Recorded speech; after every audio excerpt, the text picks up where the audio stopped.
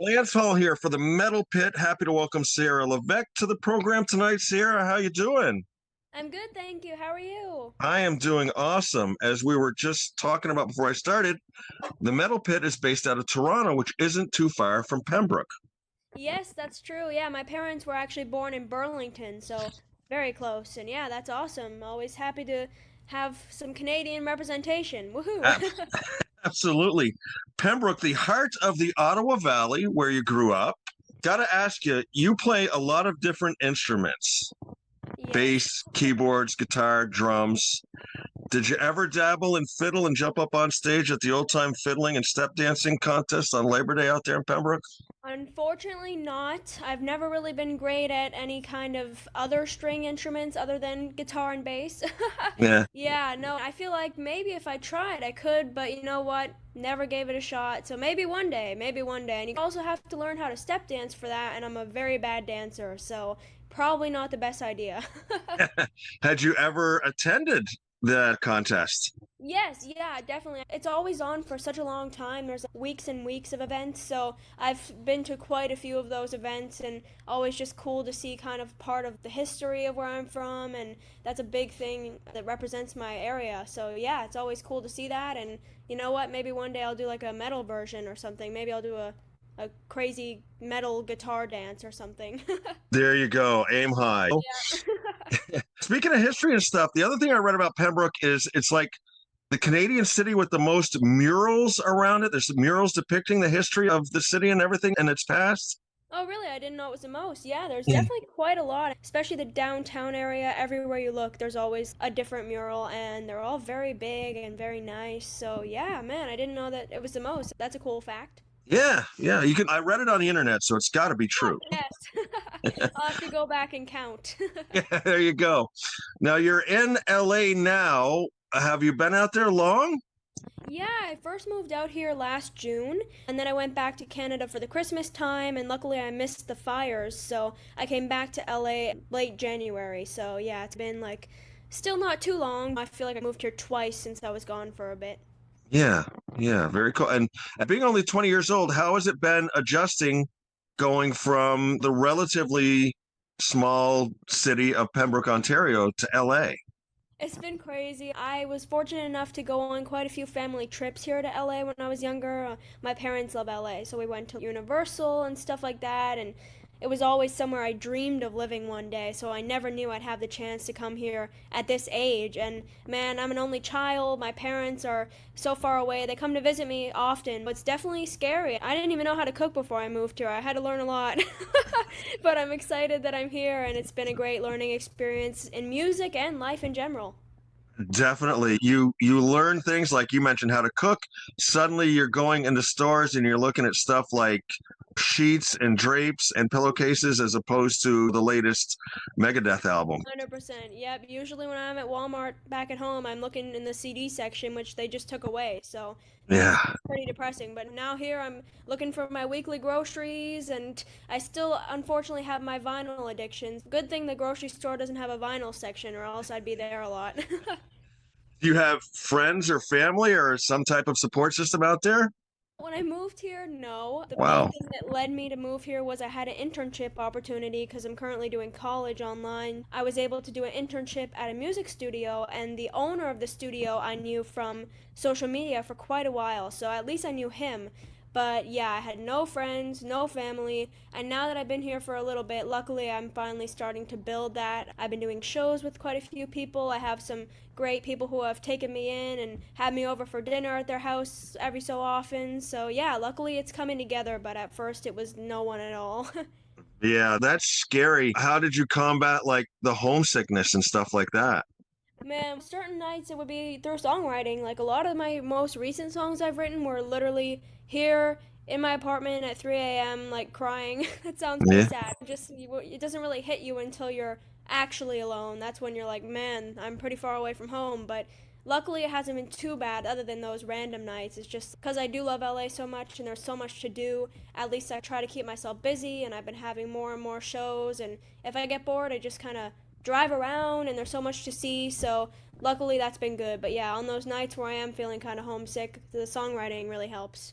Absolutely. Gives you a great method of getting it all out and it gives you some great songs. 100%.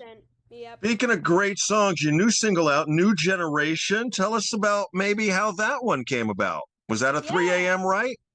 That one itself was not, unfortunately, but a few years ago I was writing that one when I was just hearing so many people, and I still hear it, but I was hearing so many people saying rock is dead. There were so many headlines all the time with different people saying it, and I wrote this song combating that, showing, you know what, hey, we're the new generation, rock and roll is here to stay, and I wanted it to be an uplifting song, and I even have some like lines in there about being a girl rocker, because I know myself as a young girl rocker, one of the main people I would look up to would be like Joan Jett and Nancy Wilson of Heart, but there weren't too many songs that really empowered that. So I even wrote a little bit about that in this song. And yeah, it's just an anthem for the crowd to sing along and to spark the new movement of rock and roll. That's awesome. The line I like in there, it's something about back in 1985 when I wished I was alive or something like Yep. that. Yep, that one's Wembley 1985 because I love Live Aid. I'm such a big Okay. rock history fan. So if I could pick all the time when I wish I was alive, it would have been at Wembley Stadium 1985 for that. I got out my concert list and I want to share with you a few shows I saw back in 1985 Oh, yes, for sure. Let's hear it. because I'm old. I'm excited. I'm excited. January of 85, I saw Twisted Sister on the Stay Hungry tour in a small theater, and I call it a theater. It was a glorified basketball gymnasium up here in Vermont. Oh, wow. I saw Foreigner on the Agent Provocateur tour at the Montreal Forum. Awesome. That was huge. Y&T opened for Motley Crue. Motley Crue was on the Theater of Pain tour. Oh my gosh. Amazing. And Wow. then to this day, the best show I have ever seen in my life was in September 14th, 1985 in the New Haven Coliseum, Ronnie James Dio on the Sacred Heart tour. I'm so jealous. See, There, that's when I wish I was alive, truly. That's like the pinnacle time. That's so awesome, man. yeah, just I agree. It was a great time. What I always say when I talk about the 80s is we had so much fun. We had so much fun. Yes. Oh my gosh, I'm jealous. Twisted Sister, man. Those were the Yeah. times. So yeah, It, I wrote this song with that in mind, and yeah, just trying to bring it back, taking retro vibes, but making it new as well, so that kids of today, if they have no idea what I'm talking about, they can still think it sounds cool, and then older people know what I'm talking about, and bringing it back to the modern times. So and I'll yeah. tell you, us old guys appreciate your efforts to bring it back because we are living vicariously through the past. Yeah. Thank You got this single and some of your other music. Bumblefoot's been involved. You met him at a guitar clinic and then hooked up with him through social media, did some online lessons. That's got to be very cool. He's taking you under his wing. Yes, yeah. I grew up with my dad being like the number one Guns N' Roses fan ever, and his favorite era was Chinese Democracy. So I grew up with that being like my number one album. I could sing every song, and so Bumblefoot to me was like so far away. I never even thought I'd meet him. So yeah, when it came to meeting him, and then luckily getting to take lessons from him, and now having him help out with my original music, it's really great, and he's helped me get so many cool live show opportunities as well. And yeah, it's been great. I pretty much have a very strong vision for all my songs, so I think if I were to have it produced by someone else, it would be a bit harder to get that vision through to them, but he knows exactly what I want, so it just helps me bring it back to life and bring it exactly how I want it to sound, which is great. So yeah, he's very cool. It's got to be cool to find someone who hears the sound that you hear in your head when it Yes. comes to your music. 100%, yeah. I'm going to give you a little bit of trivia on Bumblefoot because I interviewed him. Oh, God, it was probably 10 years ago now. Oh gosh. Ask him about his parents babysitting Barry Manilow. What? Oh wow. I've never heard that story. Okay, I'll have to ask. Ask him about it. Wow. And the other thing I got to tell you, when I researched you, I read that Chinese Democracy was your album. So I had never really played it. It was one of those albums that, yeah, it's Axel and Company, whatever. I got to tell you, I played it over the last couple of days, and it's not that bad. It's Yeah. Hey, thank you for giving it a chance. Usually people laugh at me when I say that's my favorite because you know it's mocked by everyone since it took so long and since it was so expensive. But hey, you know what? Those songs, there's a few like IRS, I'm not sure if I love that song or Riyadh and the Bedouins, stuff like that. It's not my favorite. If the World, There Was a Time, those tracks are two of my favorites ever and just like even the opening track, Chinese Democracy, just I don't know what it is. I just really Yeah, like how everything comes together. And yeah, thanks for listening to it. I agree. So I've got to ask you about another maligned album that I pulled out a year or two ago and played. And like you just said, there's a few clunkers on there, but I heard some dashes of brilliance as well. Van Halen 3 with Gary Sharon. Shoot. Yeah, you know what? That one, that's a good idea too. I feel like every album that people generally don't like is one that, like, for some reason shouldn't have that I'll tell you, reputation. it has its You know what? moments. Yeah, man. I gotta go back and listen to that one now too, because now I want to give it another chance now that you say that. Absolutely. Listen, you got to listen to it with a real open ear and wade through the songs that are, yeah, but there's Shoot. some moments on there that are good. I will then. That's gonna be my new project. Now, you talked about going to school, you mean Berklee College of Music. Yes, yeah, and I'm doing it fully online. I've been to Boston. The campus is great. My dream in life was to always live in LA. Doing it online allows me to do that, and yeah, just so happy to be. I'm almost halfway done my degree actually, which is so cool. So just trying to Well, get through that. stick with it and it will pay off in the end, I promise you. Yes, thank you. Going back in time, you started theater like at 3, you did Aladdin, you did Shrek, you did Annie, but then at 7 was when you got totally bit by the rock and roll bug, eh? Yes, 100%. My parents gave me the option like Broadway or rock and roll and instruments, and I chose the instruments. So that's yeah, that's when I still did a few musicals after that. I was Annie and I did Mary Poppins, but it was like a choice of whether to continue down New York City or LA, and yeah, my mind was always set on LA. And then what I was impressed with was you learned all the instruments, keyboards, bass, drums, guitar. Was there any one that was easier than the other for you to grasp? I would say bass was probably the easiest because I learned guitar before that. So to me, it was just like a smaller version of a guitar, and a lot of the things I learned on bass, I even play now as guitar parts, which is probably not great. But like Barracuda by heart is one of the first songs I ever learned on bass, and now every time I play that on guitar, I'm playing like a modified bass version, but it's just because it came easy since I already knew the way to move my fingers and I already had the calluses. But I feel like if I would have learned that before guitar, it would have been a lot harder. And everything else was hard for me. And there was nights when I first learned each instrument where I'd be literally crying like, I can't do this. But it took those nights to be able to persevere and now finally say that I can play them enough to be able to record it. So yeah, bass was probably the easiest though. Cool. You talk about heart songs. I saw you on stage playing the intro to, I think it was Crazy on You with Nancy Wilson standing there. Yes. How cool and intimidating was that? That both of those words, very cool, very intimidating. I still look back on the video and people say, "Oh, were you nervous?" For some reason, it looks like I wasn't, but I don't even know how I was not that nervous. Like in my mind, I think it was an outer body experience. It was very like when I look at the video, I don't really remember too much. I think I was just going through it and trying not to mess up. That's why it was played quite faster than I thought it was in my mind. But either way, it was a cool experience, and she's just so awesome. She had followed me on Instagram about maybe a year before that performance happened, so I knew that she knew that it was going to happen. So leading up to it, I would be commenting and she'd be commenting, and then finally when I met her that day in person for the first time, it was so cool. And yeah, really just a one of my top moments of life so far. Definitely. And then you've also played with like Tracy Guns, Killer Dwarfs. Yeah, You all shared, my like yeah. 80s like dreams coming true. How was it? I love Killer Dwarfs. I interviewed Daryl again. This was probably 10, 12 years ago. Really cool guy. Awesome. Yes. And fellow Canadian rockers at that. Yep, 100%. They're really cool. One day I'd love to remake one of their songs. I'd love to probably cover Keep the Spirit Alive. That would be right now I play a version of Dirty Weapons and doesn't Okay. matter at all live, but I also love their music videos. They're just so not cringe, but they're so 80s that it's funny. And so I'd love to remake one of those now because I feel like the like 80s music video has died with the comedy parts, so I'd love to remake that. Yeah. Are you obviously with your background in theater, you must enjoy doing the videos because you can show off your acting chops. Yes, man. Luckily, I haven't had to act too much yet, but in my Authority music video, there was some acting, and then in my music video for my song Wrong About You, there was acting too. So I'm hoping to do more and more in the future. I'd love to do some type of like storyline one someday where I can actually put that to use, because yeah, that would be cool.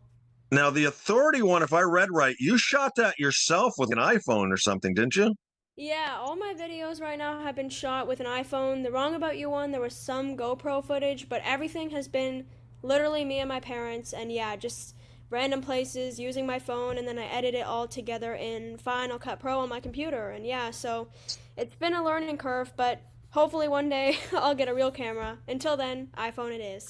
I knew a band that filmed a video, and when they told me that, I'll tell you how long ago it was. They did it on an iPhone 10, and it Oh looked wow. like they were waiting to get this $50,000 camera to do this video with, and they ended up shooting it with an iPhone 10, and it looked phenomenal. When the guy told me, the singer told me, I couldn't believe it.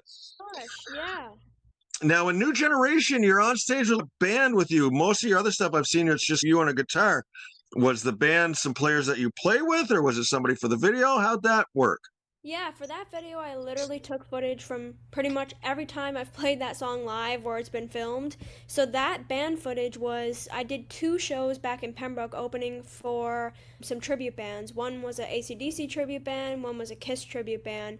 And for those, we decided it would be a fun activity to put a band together, like a backing band. So they learned all my songs and we did it and we had a whole bunch of rehearsals. So yeah, there was slightly different players for each one, but that was just to experience what it was like rehearsing, teaching my music to people, seeing how that would go. So yeah, that's footage from that, and I keep that footage just in my back pocket in case one day someone says, "Okay, I know what you look like when you perform alone, but let's see what you can do with a band." Because one day my goal is to have a backing band when I finally have big enough shows. For now, it's a little hard, but yeah, that was just an experiment. So I'm glad you noticed that, because yeah, that Yeah. was thrown in there to show a different side.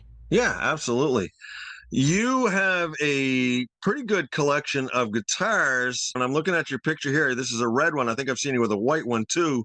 You love the Flying V's, although Yeah. you had to adapt, how to hold them and stuff to be able to play them. Yeah. I got to ask, when it comes to Flying V, you a Michael Schenker fan at all? Because he's, of course, the one who made him famous.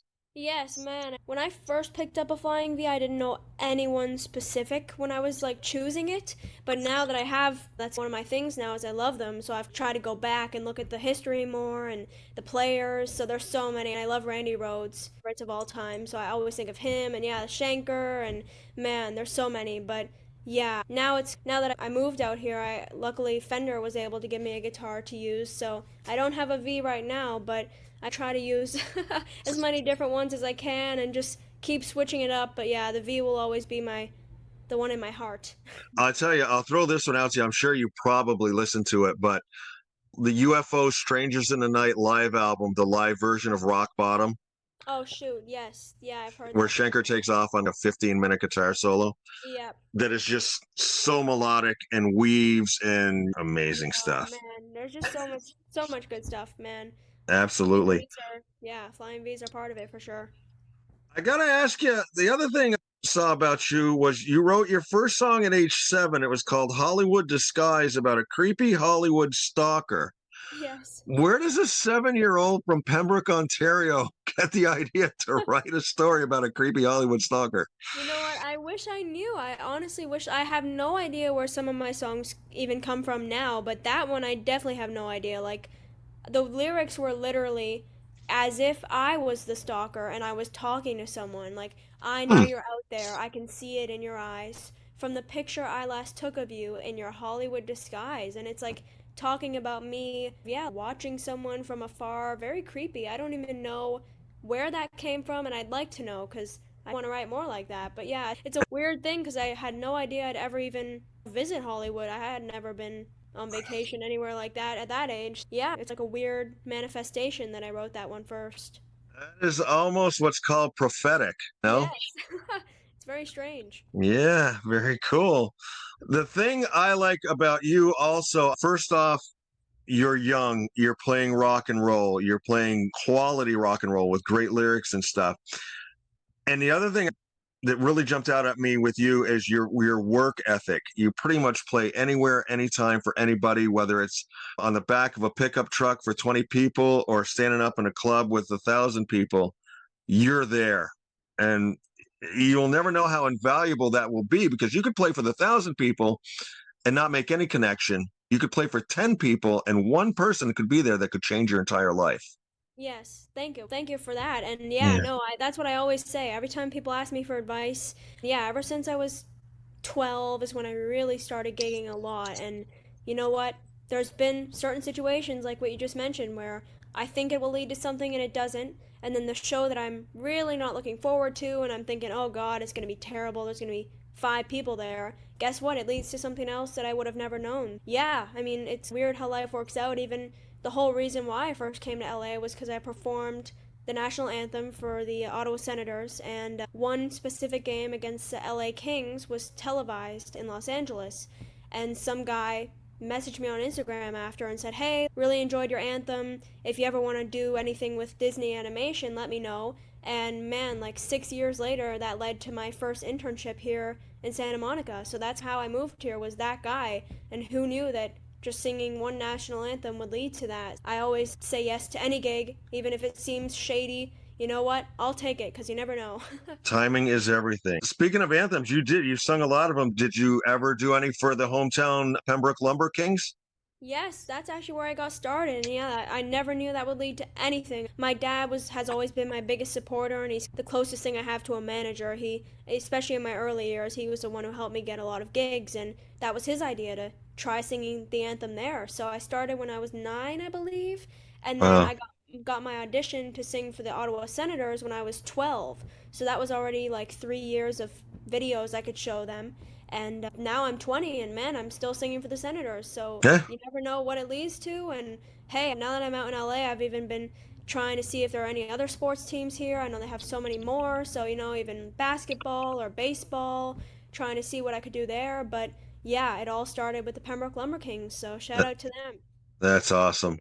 The other thing you did that I was really impressed with was you used the time during COVID, during the lockdown and everything, to really make your online presence. I watched some of your videos of your covers. You did everything from ABBA to Wham to Ozzy to Avril to my probably one of my favorite ballads ever, "Nobody's Fool" by Cinderella, which I thought you killed. Thank you. You basically just went through the songs you always liked, and I take it just played them, eh? 100%. Yep. I always grew up listening to all those, and then again when COVID came around, it was like, oh gosh, what do I do? How am I even gonna move on? And I only had about 1,000 Instagram followers during COVID, so it was really just starting. And every week I would do live streams. I would post like, yeah, 1 or 2 covers a week, and now I've kept that going. And the best part is usually I tag every member of the band or artist who I cover, and a lot of those led to great shares and great follows that I would have never got. So yeah, covers really help. It's even better if it's a band that people today might not know as much about and then they're reintroduced. So I'm sure my younger followers wouldn't know Cinderella, but hey, now they do, and I love Cinderella, so I'm happy to share it. Yeah, great band. Saw them a few times back in the day, and they Oh were yeah, they're one of awesome. my favorites. I have more songs I need to cover by them. I'd like to do Coming Home. I have so many I'd like to do, so I always have a list of more and more covers, and most of them are 80s, but I like putting my own take on it. Yeah, absolutely. Make it, spin it, and make it your own. Yep. Have you met anyone yet? Or let me ask this: who is the person you've met so far that's probably left you the most starstruck?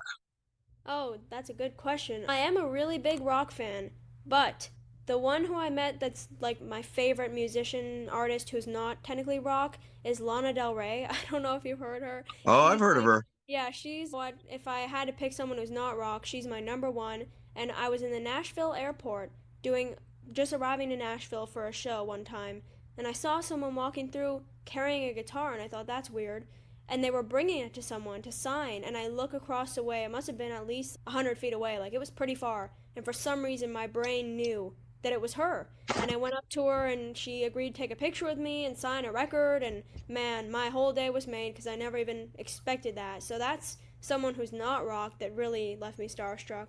But That's cool. someone else, I would say, maybe, let me think here. I've met Kiss twice now, and Wow. both times were amazing. But I think the first time I met them, because that was my first real rock concert, was Kiss. Yeah. And Gene Simmons, I dressed up as him for both concerts I went to, and yeah, you never get tired of seeing him walk into the room because he's so cool. So yeah, that as well. That really, I don't think I remember talking too much. I was more just smiling. It never gets old though, does it? Oh gosh, Uh, yeah. so you put out mostly singles. When do we get a full length? Yeah, that's a good question. That's actually what I'm working on right now. I have one more single coming out probably around July time, maybe late July. But then I'm releasing my very first album early September. I do have 30 songs like fully recorded, so there definitely won't be 30 songs. That's a lot. But I've decided for my first album it's going to be kind of the earlier ones. So New Generation is part of it, and I think that's actually going to be the title of the album. I'm just finalizing everything, but it's going to have 13 tracks. Everything that I've already released, minus the Christmas ones, will be on it. And then I think 7 or 8 other songs that are unreleased. So it's going to be cool. And yeah, it's going to be 13 songs, all original, acoustic, electric, everything in between, and just a way to show people the first era of me, I guess you could That's say. awesome. Awesome. All right. I like to finish up with silly questions. I'm hoping these are questions you've never Yeah, been asked. here But we go. before I do, was there anything that I didn't ask you? Anything you didn't get to talk about that you No, feel needs covering? I feel like that's very good. Yeah, all good. Thank you. All right. Let's see. Have you ever prank called someone? Shoot, actually, yes, I have. I Yeah. can't. Yeah, I think, You man, don't have you don't have to admit who it was. I can't remember. You know what? Good, because I can't remember who, but I definitely have. I was a crazy kid sometimes with a phone. Okay.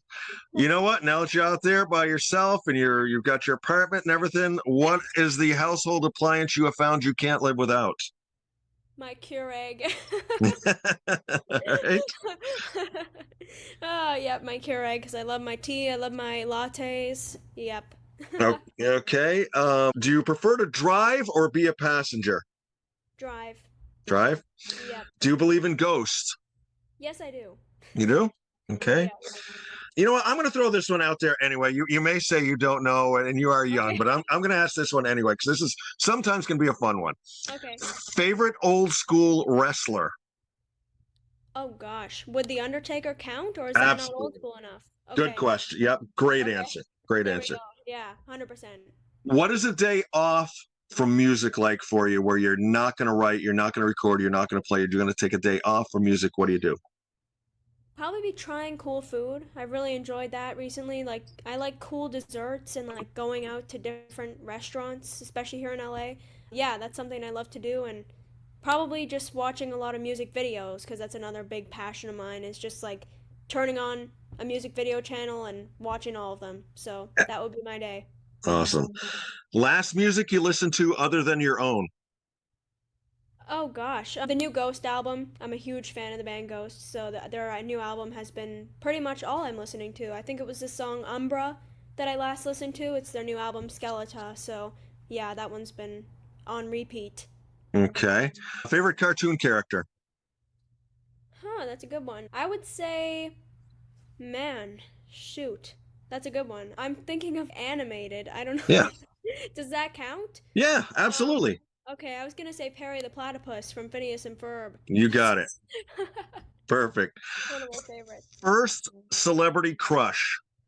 Justin Bieber. Okay. Yes, I know. It's very embarrassing. Yep, I wasn't on the rock train right away. I was on the Justin Bieber train as a young girl, so that was my first. Hey, we all start somewhere. Yep. What is your most cherished possession? I would say my first guitar teacher, he unfortunately passed away right when COVID started, and he gave me his electric guitar. So that, you know what, that's one of my most prized possessions for sure. Cool. I got two more for you. Okay. If you could pick a TV show to have one of your songs placed in, what TV show would you pick? I would probably shoot. I would pick. Man, these are tough questions. Let me think here. I'm probably blanking on every show in the world. I need to watch more TV. Oh gosh, I would pick. I'm trying to think of new shows or shows that are happening. You could make it a rerun too. It could show up in a Oh, rerun if that okay. Let me helps. see here. Oh gosh, I'm trying to think of shows. I'm totally blanking right now. I don't know if this counts as a show because I don't even know what channel it's on, but I would pick probably NWA, which is wrestling. I know it's Okay. not a TV show, but it's on TV Right. somewhere. Yeah, you could be the intro music or something Yeah, for a wrestler, something like that. Yeah. NWA because Billy Corgan owns that, and I love Yeah. Smashing Pumpkins, so Yeah. NWA. Yeah. Very cool. Very cool. Yeah. All right, last one. And I realize you're young. You're only 20 years old, but this is one we have a lot of fun with. If Okay. they were to make a biopic of your life so far, what actress would you pick to play you? And it's your movie, your life. You can pick anybody. Oh man. I've always loved I've always loved Elle and Dakota Fanning, even though they're older than me. I've always loved them. I feel like one of them. I grew up being very blonde, so I always associated myself with them. I'd probably pick either sister. They're both great and talented, so one of them. Very cool. Sierra, it has been a pleasure talking to you. We've been chatting with Sierra Levesque here for the Metal Pit. Her new single is out right now, New Generation. You can stream it on Spotify. You can watch the video on YouTube. The full length coming out soon. Looking forward to that. I think your future is very bright. Thank you so much. I really appreciate it. Thank you for having me. And yeah, I definitely hope to speak to you again whenever my full album comes out. That was great. Absolutely. And as far as any upcoming shows or gigs, may they all be sold out and your travels safe. Thank you very much. I appreciate it. Thank you. All right. Take care, Sierra. Thank you. Have a great day. Bye Bye. bye.